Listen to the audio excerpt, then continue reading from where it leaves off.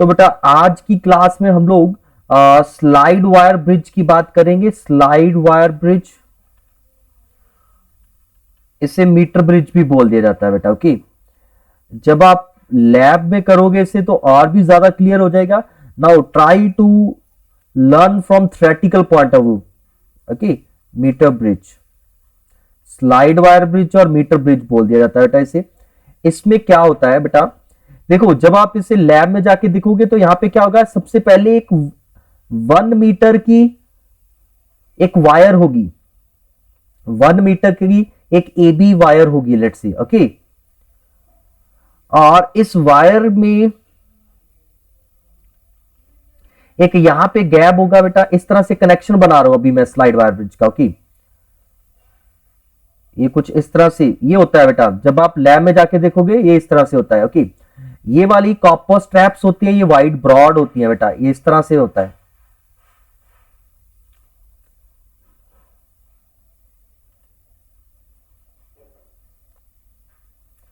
ठीक है बेटा, ये क्या है, आपकी कॉपर स्ट्रैप्स हैं बेटा।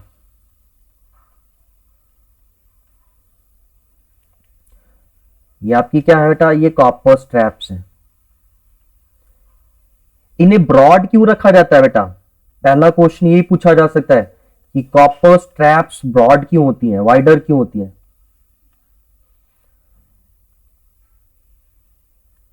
कोई बता सकता है आप में से बेटा, कोई any idea? Copper straps are wider edge, बताइए बेटा कुछ। क्रॉस सेक्शनल एरिया इंक्रीज होता है तो रेजिस्टेंस डिक्रीज हो जाएगी।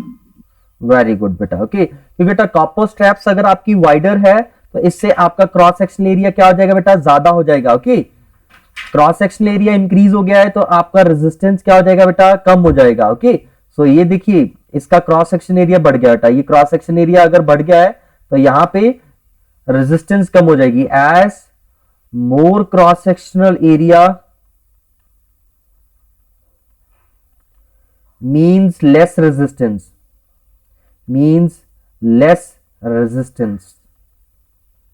ओके, फिर बेटा जो AB है, AB is a wire made of, एक दिन पहले भी बताया था मैंने ये आपको, constantan and Magnon.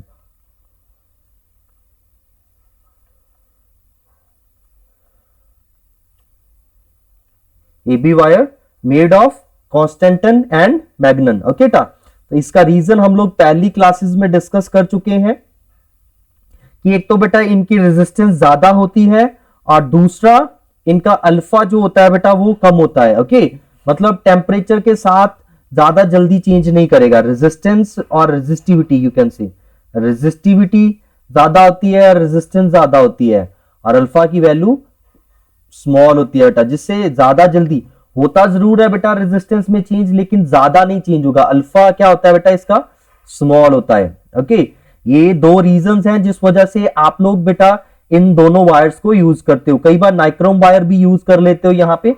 Okay, but most importantly अगर आप एक्यूरेट रिजल्ट्स लेके आना चाहोगे तो ये दो यूज करो आप लोग। ओके, अल्फा क्या होता है बेटा, temperature coefficient of resistance. Alpha क्या होता है, टेम्परेचर कॉफिशिएंट ऑफ रेजिस्टेंस।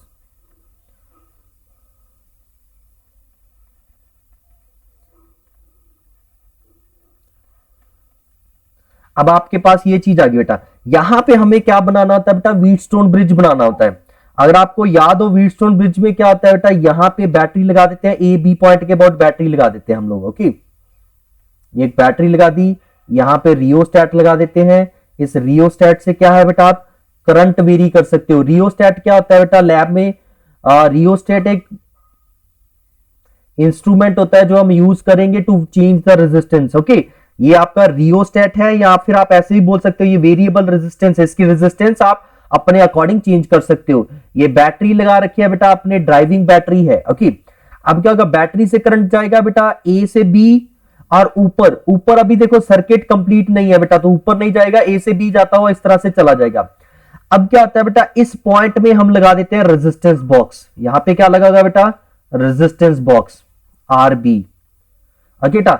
और यहां पे हम लोग कोई भी अननोन रेजिस्टेंस लगा देते हैं बेटा, एस, ठीक है बेटा। ये क्या है, अननोन रेजिस्टेंस है, जिसकी रेजिस्टेंस आपने फाइंड आउट करनी है, अननोन रेजिस्टेंस,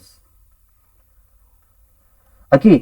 अब बेटा अगर आप व्हीटस्टोन ब्रिज को जानते हो तो क्या होता है, यहां से एक वायर निकल के इधर यहां पे टच कर रही होती है बेटा, ओके। तो इस तरह से कुछ करते हैं बेटा, यहां पे एक रेजिस्टेंस बॉक्स लगा देते हैं, फिर यहां पे गैल्वेनोमीटर लगा होता है और इधर इस तरह से, और ये होती है आपकी जॉकी। तो ये डायग्राम है आपकी स्लाइड वायर ब्रिज और मीटर ब्रिज की। मीटर ब्रिज इसलिए बोल दिया जाता है बेटा, यहां पे जो ए बी वायर है ये 1 मीटर लॉन्ग होती है, ए बी वायर जो होती है 1 मीटर लॉन्ग और यू कैन से 100 सेंटीमीटर होता है बेटा। तो ये कुछ पॉइंट्स नोट करने वाले हैं। अभी देखो अगर आप इसका सर्किट बनाओगे तो कुछ इस तरह से सर्किट बन जाएगा कि नहीं बन जाएगा बेटा।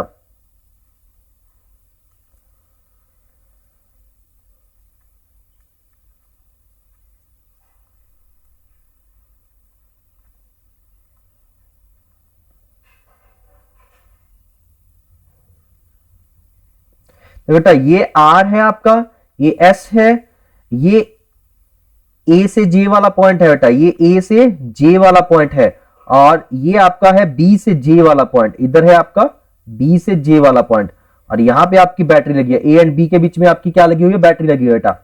देखो आप जॉकी को इस वायर के ऊपर कुछ इस पॉइंट पे रखोगे कि गैल्वेनोमीटर जीरो डिफ्लेक्शन दिखा दे। जैसे ही गैल्वेनोमीटर जीरो डिफ्लेक्शन दिखा रहा है, इसका मतलब ये बीच वाली वायर में करंट क्या हो जाएगा बेटा आपका, जीरो। और जैसे ही बीच वाली वायर में करंट जीरो हुआ तो now you can say that R by S is equals to AJ by BJ, मतलब रेजिस्टेंस ऑफ एजे को मैं पी लिख देता हूं और बीजे को क्यू लिख देता हूं, सो पी बाय क्यू हो जाएगा। समझ आ गई बेटा बात, किस तरह से आपका स्लाइड वायर ब्रिज यहाँ पे मीटर्स व्हीटस्टोन ब्रिज बन रहा है, समझ आ गया है। सो अगर आपने इसके बारे में लिखना है बेटा, सबसे पहले देखिए ये क्या किस चीज के लिए यूज होता है। सो आपका जो स्लाइड वायर ब्रिज है बेटा, slide wire bridge is used to find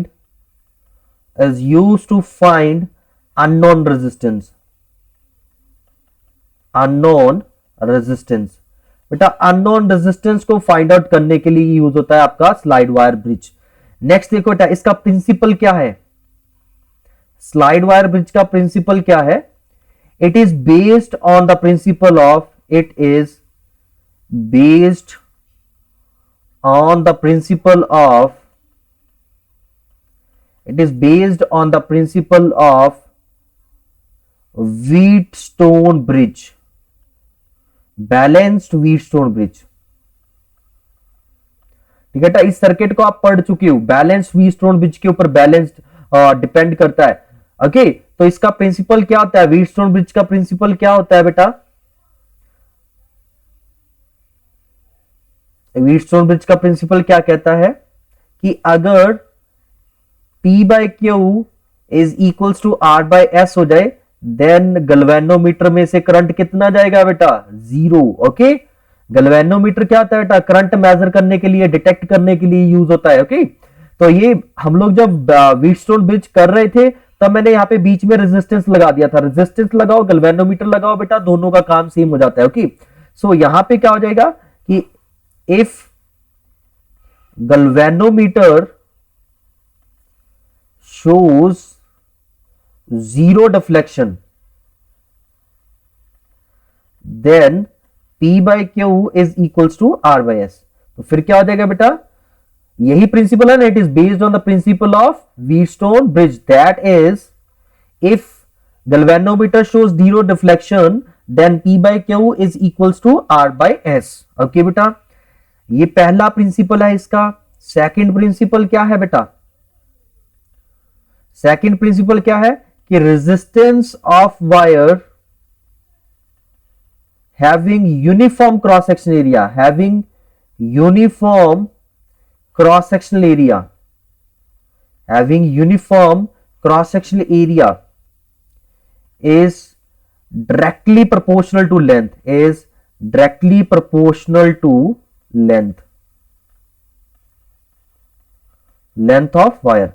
तो बेटा अगर आपके पास एक वायर है जिस वायर का क्रॉस सेक्शनल एरिया कांस्टेंट है हर जगह पे, देखो इधर भी ए है इधर भी ए है, तो इसकी जो रेजिस्टेंस रहेगी बेटा, रेजिस्टेंस होता है is equals to rho L by E. Material and area यहां से लेके यहां तक बेटा एक ही वायर है, इधर कॉन्स्टेंटन और मैग्नन, तो रो सेम है, क्रॉस सेक्शनल एरिया ए, सब तरफ से सब जगह से एक जैसी थिकनेस है, तो ए भी फिक्स्ड है बेटा। तो यहां से आप लिख सकते हो कि आर जो है that is directly proportional to L. अगर ए आपका कांस्टेंट है, मटेरियल तो वायर का एक ही होगा बेटा, ऐसा थोड़ी होगा कि आधी वायर दूसरे मटेरियल की है आधी दूसरे की है, ओके, एक ही मटेरियल की बनी होगी वायर आपकी। सो ये दो प्रिंसिपल्स हैं बेटा इसकी। सबको क्लियर है ये वाला पार्ट बेटा? These two things are most important here, okay.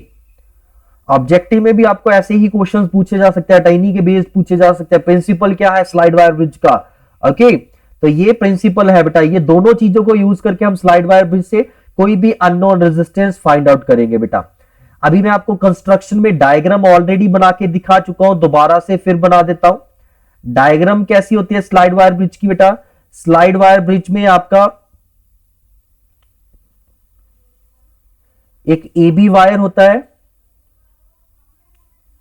और इस एबी वायर के साथ हम लोग एक सर्किट इस तरह से बनाते हैं बेटा। यहां पे हम कोई भी अननोन रेजिस्टेंस एस लगा देंगे जिसकी रेजिस्टेंस फाइंड आउट करनी है। यहां पे हम लोग नोन रेजिस्टेंस लगा देंगे जिसकी रेजिस्टेंस पता है बेटा हमें, ओके। ये एबी वायर है हमारे पास, यहां से हम लोग गलवेनोमीटर के थ्रू ये एक रेजिस्टेंस बॉक्स लगा होता है बेटा। इस रेजिस्टेंस बॉक्स का भी मैं बता देता हूं आपको, और ये जॉकी लगे होते हैं यहां पे। और फिर सर्किट को करंट देने के लिए यहां पे बेटा हम लोग क्या है एक बैटरी लगा देते हैं, ओके। और यहां पे रियोस्टेट लगा देते हैं बेटा ताकि हम अपनी मर्जी से सर्किट में करंट को चेंज कर सकें। एज पर योर कन्वीनियंस आप लोग सर्किट में करंट चेंज कर सकोगे। सो अब ये आपका सर्किट है बेटा। तो इसमें क्या है, एबी वायर जो है बेटा, AB wire is made of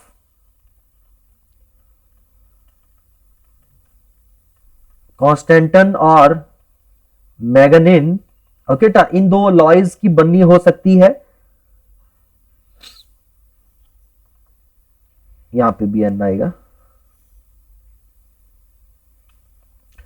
okay टा, इन दोनों लॉयज की बनी हो सकती है एबी वायर बेटा, okay.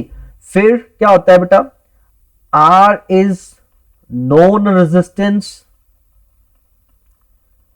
And S is unknown resistance. are connected in a circuit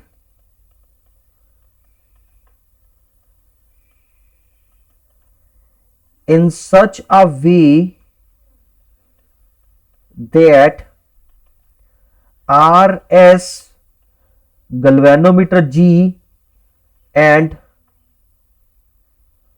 AB wire forms Wheatstone bridge। तो ये यहां पे क्या बना दे बेटा, व्हीटस्टोन ब्रिज बना दी,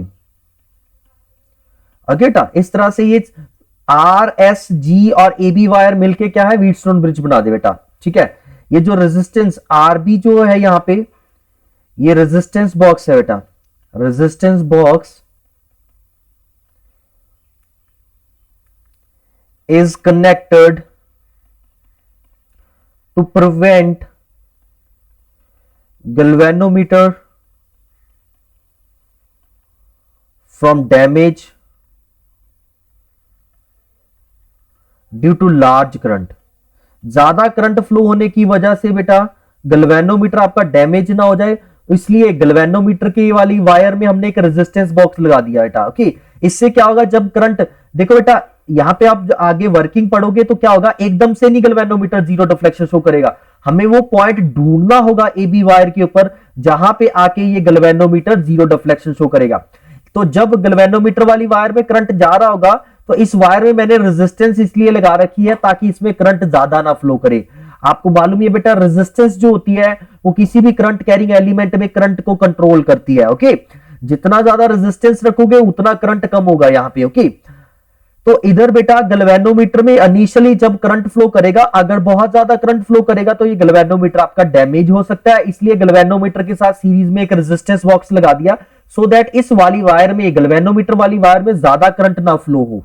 तो ज्यादा करंट नहीं फ्लो होगा तो गैल्वेनोमीटर भी डैमेज नहीं होगा। अभी नेक्स्ट देखो बेटा इसकी वर्किंग क्या है, कैसे वर्क करता है, ये क्या वर्किंग है बेटा इसकी। इसकी वर्किंग में क्या होता है बेटा, अब देखो सबसे पहले क्या होता है बेटा, आप लोग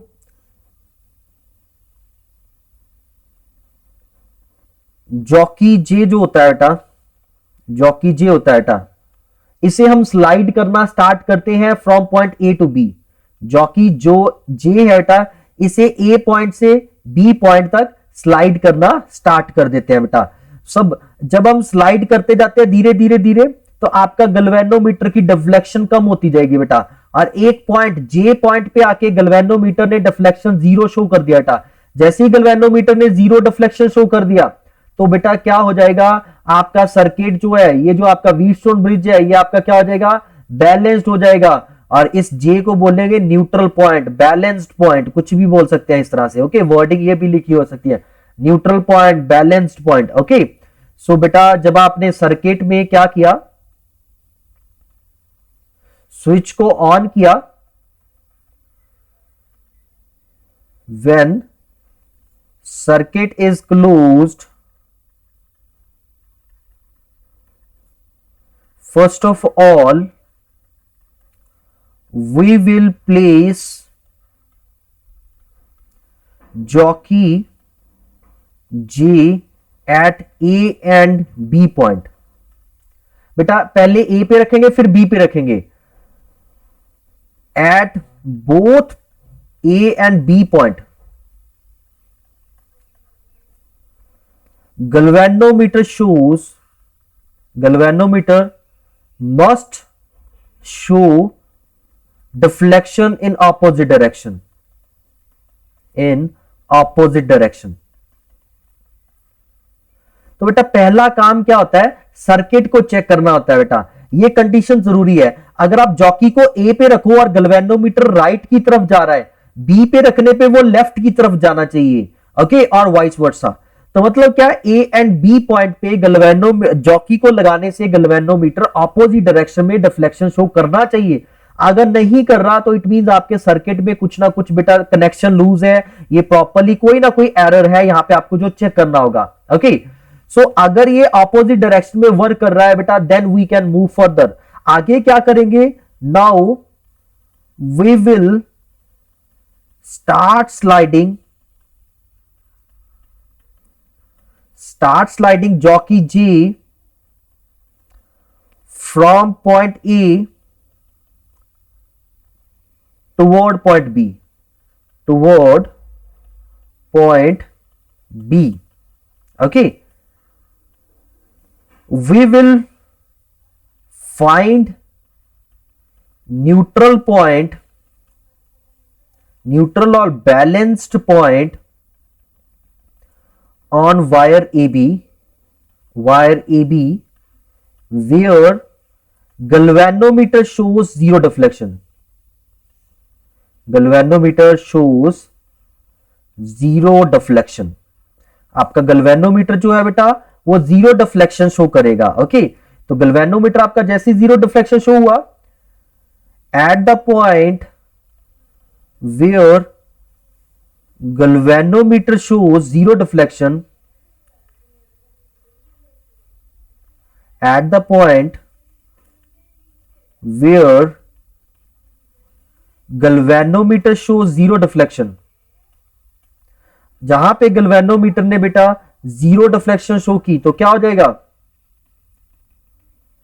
late length of AG is equals to L centimetre and then BJ कितना हो जाएगा बेटा, बीजे 100 माइनस L सेंटीमीटर हो जाएगा कि नहीं हो जाएगा।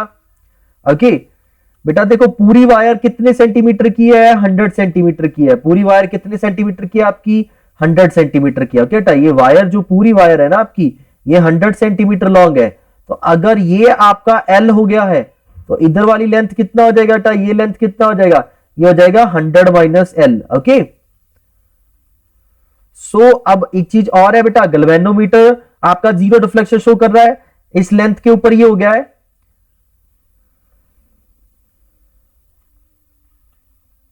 As galvanometer shows zero deflection, let length of AJ is L centimeter and BJ is equals to 100 minus L centimeter. And now resistance of AJ upon resistance of BJ will be equals to R by S हो जाएगा कि नहीं हो जाएगा बेटा? देखो, resistance of AJ wire upon resistance of BJ wire will be equals to R by S हो जाएगा because it's a balanced Wheatstone bridge. Okay, समझ आ गई बेटा। And now RJ upon resistance of AJ wire upon resistance of BJ wire is equals to R by S. Okay, इसे आप P Q भी लिख सकते हो, यहीं पे मेंशन कर दो, इसकी रेजिस्टेंस को पी लिख रहा हूं और इसकी रेजिस्टेंस को एस क्यू लिख रहा हूं मैं। ये पी है, ये क्यू है। ओके, तो यहां पे आप इस तरह से भी लिख सकते हो, is equals to P by Q भी लिख सकते हो बेटा। Okay, is equals to P by Q is equals to R by S as Wheatstone bridge is balanced now, is balanced now। ये क्यों हुआ बेटा, क्योंकि Wheatstone bridge आपका बैलेंस्ड हो गया है। अभी देखो बेटा, नेक्स्ट देखो, आप अगर रेजिस्टेंस P की बात करोगे तो P रेजिस्टेंस जो है that is directly proportional to L, और वैसे ही Q जो है that is directly proportional to 100 minus L। तो P बाय Q क्या हो जाएगा, P by Q is equals to 100 by L minus 100 हो जाएगा बेटा। Okay, so P by Q को और क्या लिखा जा सकता है, R बाय S। सो यहां से देखिए बेटा, S की वैल्यू कितना आ जाएगा, S आ जाएगा 100 माइनस L अपॉन L। तो by measuring the length of wire AG experimentally we can determine the value of unknown resistance S। Okay, अब एक चीज का ध्यान रखना है बेटा, जब आपको न्यूमेरिकल आता है पेपर में, जब क्वेश्चन आता है, तो please keep this in mind कि आप लोग सीधा फॉर्मूला जो अभी हमने ड्राइव किया है वो मत लगा देना।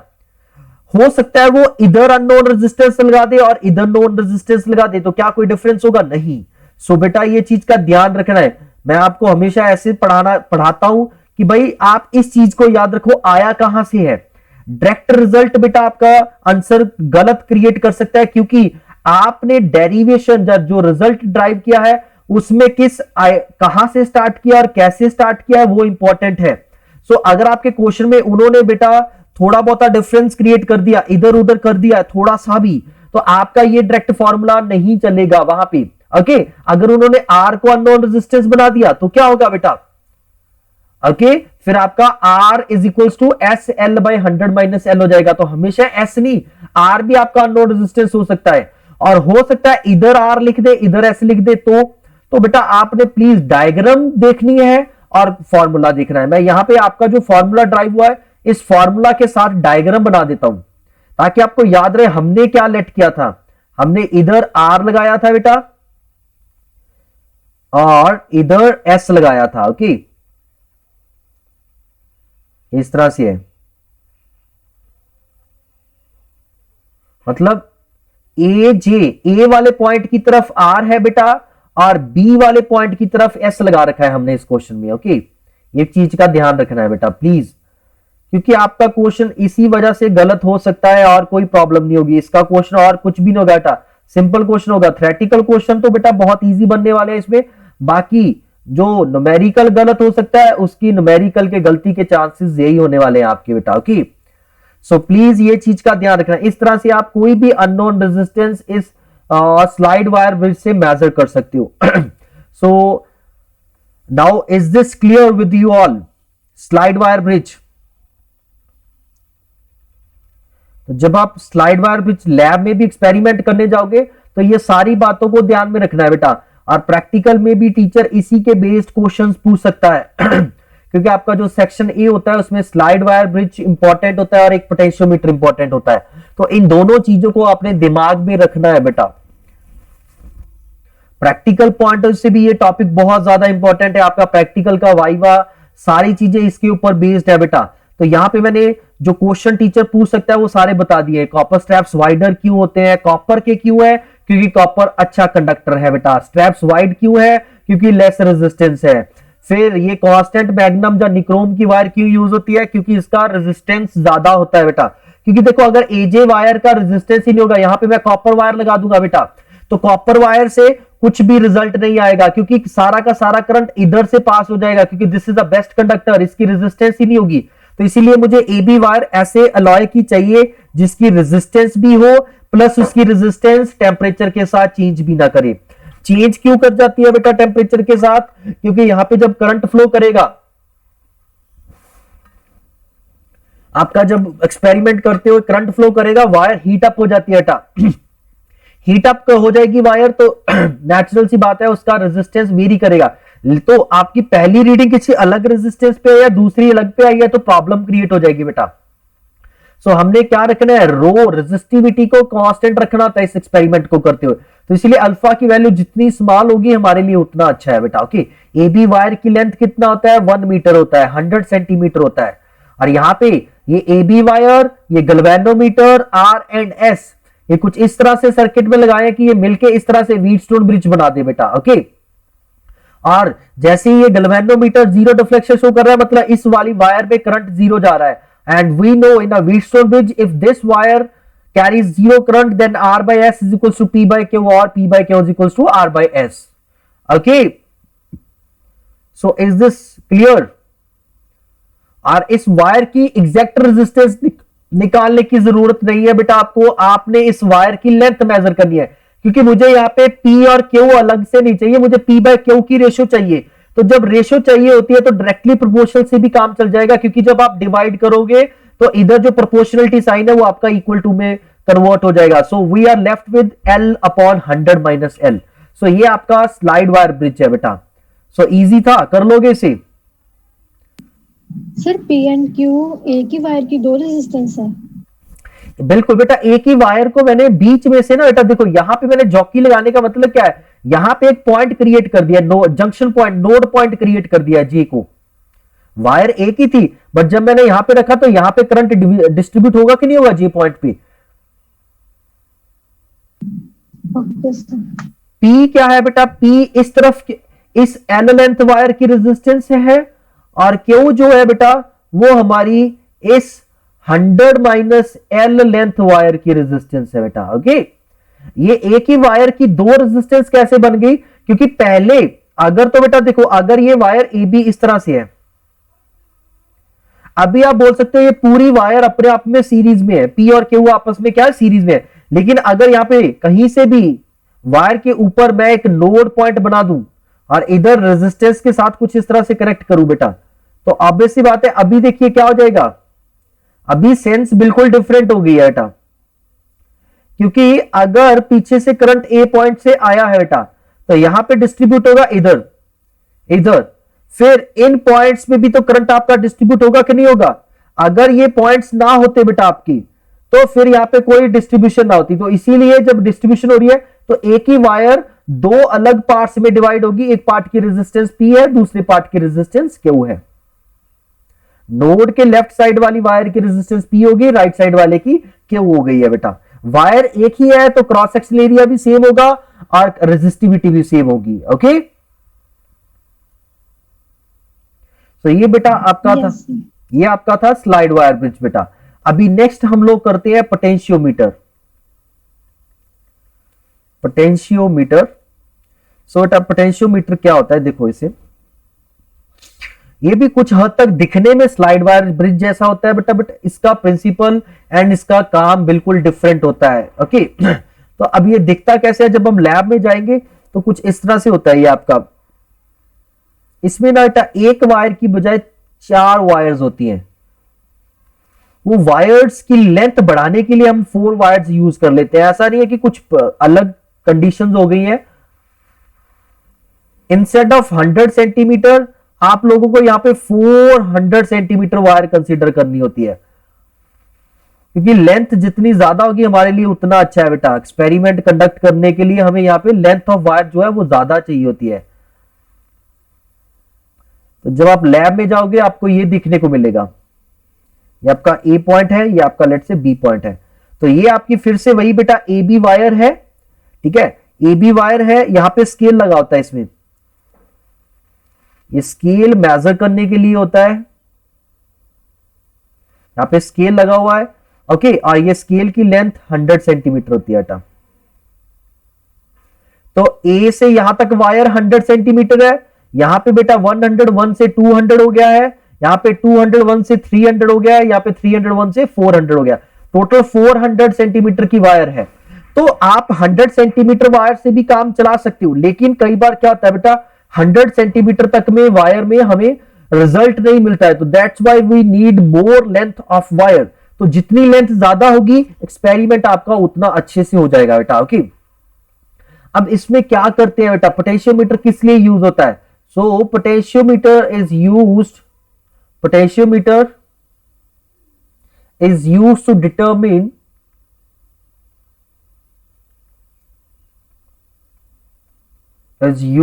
To determine EMF, terminal potential and internal resistance of cell। इससे हम ये सारे काम कर सकते हैं बेटा, EMF भी मेजर कर सकते हैं, इंटरनल रेजिस्टेंस भी मेजर कर सकते हैं, टर्मिनल पोटेंशियल भी मेजर कर सकते हैं सर्किट का, ओके बेटा। सो ये पोटेंशियोमीटर इस काम के लिए यूज होता है। अब इसका प्रिंसिपल देखिए बेटा क्या है, पोटेंशियोमीटर का आपका प्रिंसिपल क्या है? अब बेटा it is based on the principal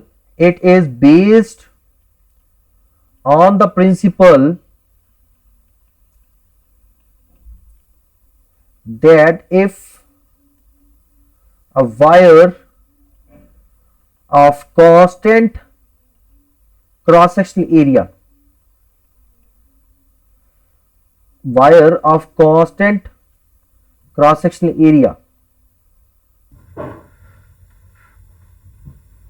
based on principle that if a wire of constant cross-sectional area carries constant current, then potential drop across a wire is directly proportional to its length, okay. इसका मतलब क्या है? जैसे बेटा देखो V is equals to क्या होता है, आई आर होता है। एक अगर हमारे पास एक वायर है बेटा, हमारे पास एक वायर है, इस वायर में अगर हमेशा आई करंट फ्लो करेगा और इसका क्रॉस सेक्शन एरिया हर जगह से ए है बेटा, तो इसके किसी भी पार्ट के क्रॉस, अगर इस पार्ट के क्रॉस आपने पोटेंशियल ड्रॉप निकालना है, V हो रहा है पोटेंशियल ड्रॉप, तो इस पोटेंशियल ड्रॉप को क्या लिखोगे, V into the resistance of this part only, okay. इतने से पार्ट की रेजिस्टेंस को क्या बोल दोगे बेटा, रो एल बाय ए बोल दोगे। देखो करंट भी पूरी वायर में सेम है, रो ए भी कांस्टेंट है, तो आई क्या हो जाएगा, सॉरी V क्या हो जाएगा बेटा, V will be directly proportional to L हो जाएगा कि नहीं हो जाएगा बेटा, एक्सक्यूज मी।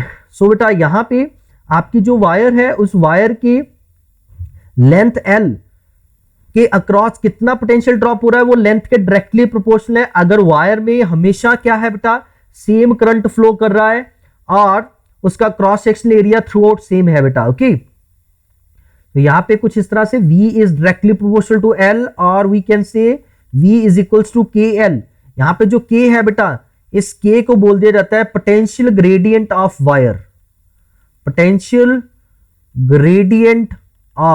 वायर, इसका मतलब क्या हो जाएगा बेटा, देखो K को क्या लिख सकते हो, V बाई L लिख सकते हो ना। इसका यूनिट क्या बन जाएगा, इसका यूनिट बन जाएगा वोल्ट पर मीटर। ये क्वेश्चन आते हैं बेटा इसलिए लिख रहा हूं, ये सारी बातें टीचर भी पूछता है आपसे प्रैक्टिकल में और यहां पे मैं लिख भी इसलिए रहा हूं, ओके। सो K का मतलब हो जाएगा बेटा पोटेंशियल ग्रेडियंट ऑफ वायर, और इसका मतलब क्या है, डेफिनेशन क्या है potential gradient of wire, it is defined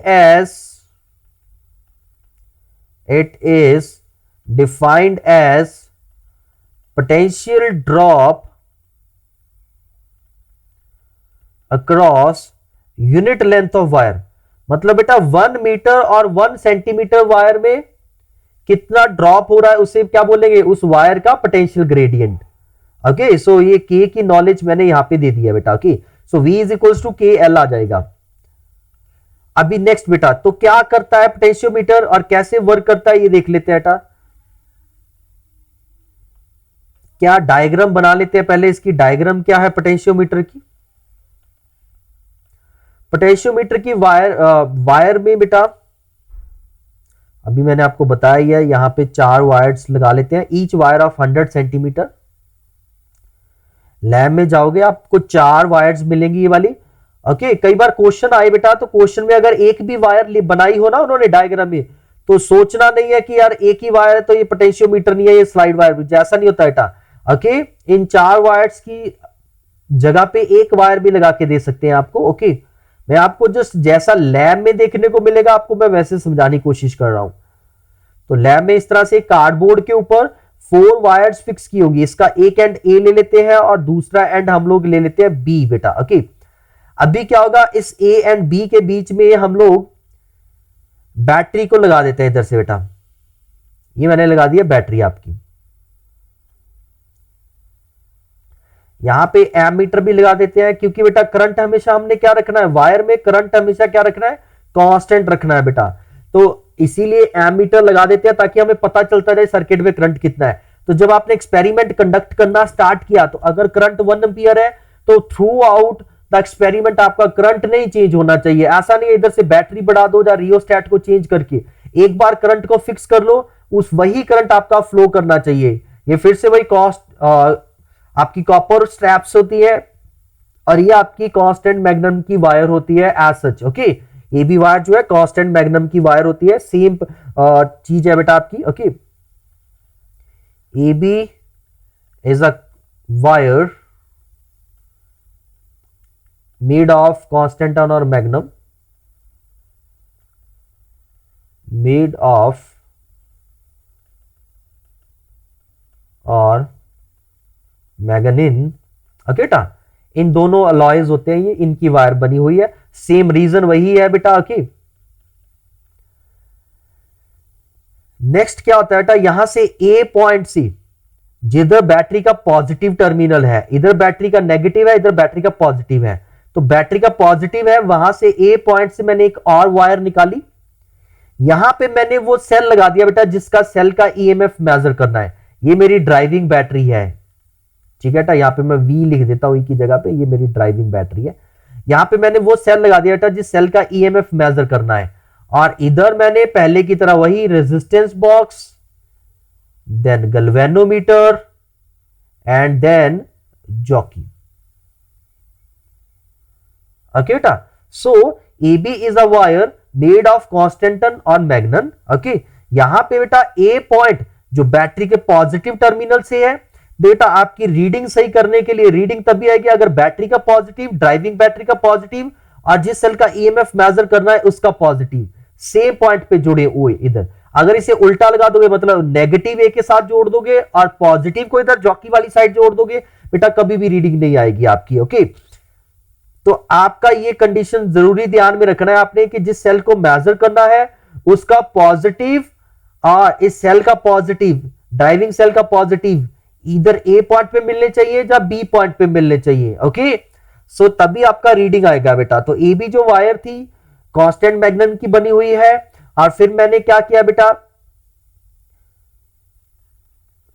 a cell of unknown EMF is connected to point A as shown in figure.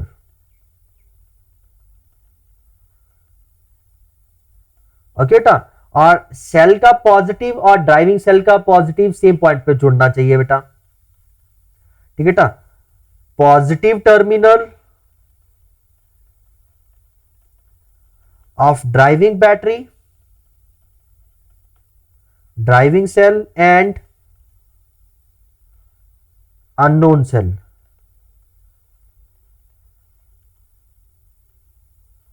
should be at point should be connected to point A.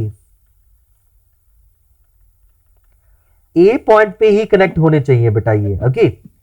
और फिर EMF of driving battery should be greater than EMF of unknown cell. अगर आपकी reading नहीं आ रही तो बेटा ये कारण भी हो सकता है आपका, ओके बेटा।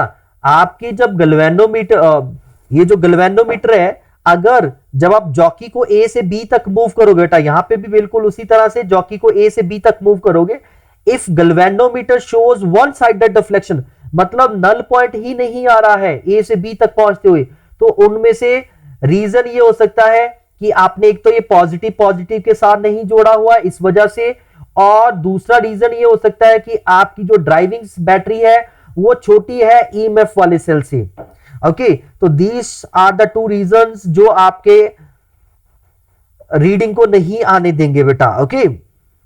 अब वर्क कैसे करता है ये, क्या वर्किंग है, तो पहले ये सारी चीजें फॉलो करनी है आपने। अगर ये चीजें फॉलो करनी है फिर रीडिंग लेना स्टार्ट करना है इसे। तो कैसे रीड करोगे बेटा, फिर पहले की तरह वही चीज करेंगे। When circuit is closed and constant current flows through the wire,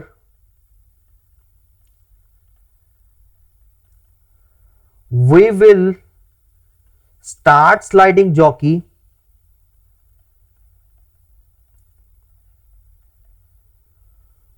from point A toward point B. Point A से बेटा पॉइंट बी की तरफ स्टार्ट कर देंगे हम लोग जॉकी को स्लाइड करना, okay. At the point where galvanometer shows zero deflection, where galvanometer shows zero deflection, galvanometer क्या कर रहा है बेटा, जीरो डिफ्लेक्शन शो कर रहा है। Show zero deflection, that is, इसे क्या बोलेंगे बेटा, null point, neutral point, balance point, कुछ भी लिखा हो सकता है नाम। उस पॉइंट पे क्या हो जाएगा बेटा, at the point where galvanometer shows zero deflection, that is null, neutral और balance point, the EMF of cell, EMF of unknown cell is equals to potential drop across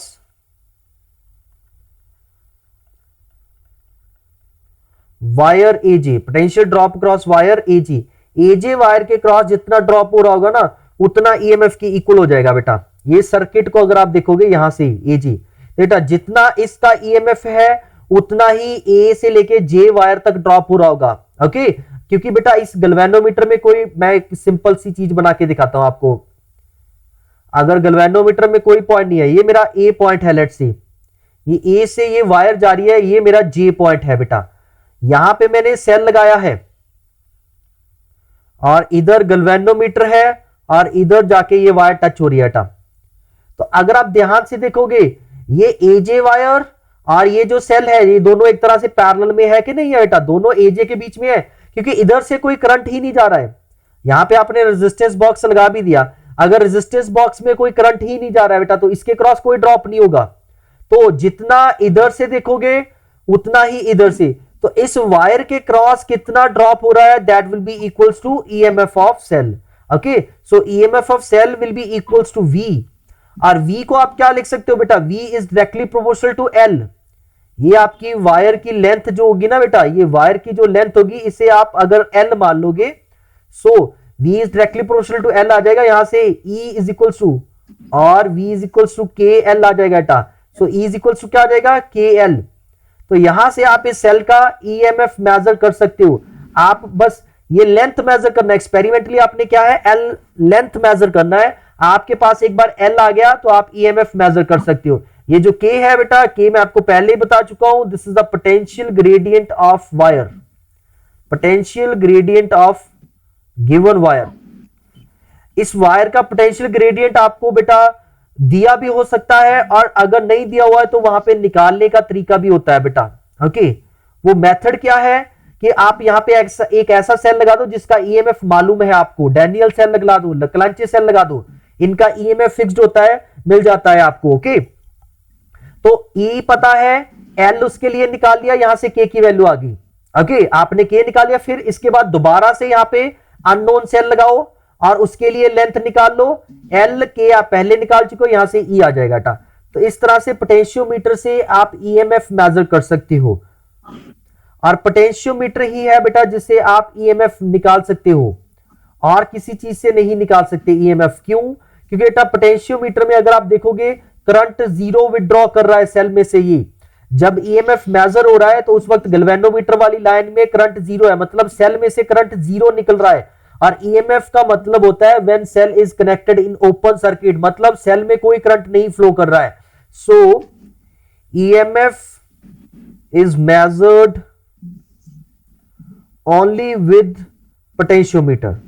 ये सिर्फ पोटेंशियोमीटर से मेजर किया जा सकता है बेटा, और किसी चीज से नहीं। As potentiometer withdraws zero current from cell। Okay बेटा, तो बेटा ये आपका पोटेंशियोमीटर था।